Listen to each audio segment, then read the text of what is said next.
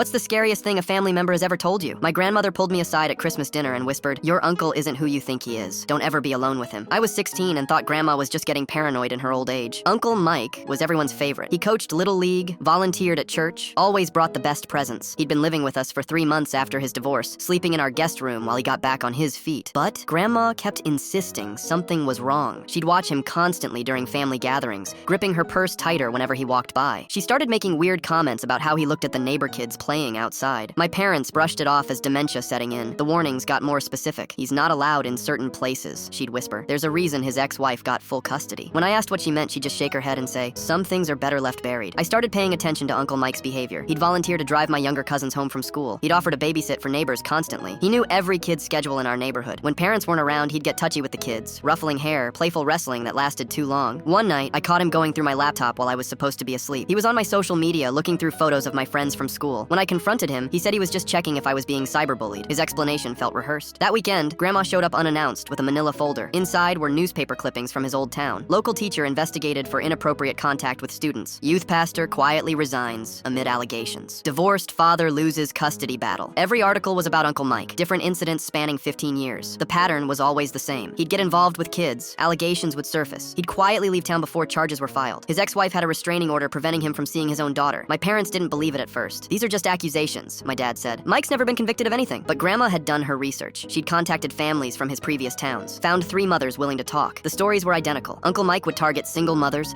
offer to help with their kids, gain their trust, then slowly cross boundaries. He was careful never to leave evidence, just enough to traumatize kids, but not enough for prosecution. We confronted him that night. He broke down immediately, crying about how he'd been fighting these urges his whole life, how he'd been trying to change but couldn't help himself. He admitted to everything the article suggested and more. The police arrested him the next morning. During the search of his room, they found hundreds of photos of neighborhood kids taken through our windows, a detailed journal with names, addresses, and daily routines of every child on our street. Grandma had been right all along. She'd recognized the signs from working at a women's shelter for 20 years. She'd been trying to protect us while gathering evidence to stop him. He's serving 12 years now. The trial revealed victims in 6 different states. Grandma's warning probably saved dozens of kids from becoming his next targets.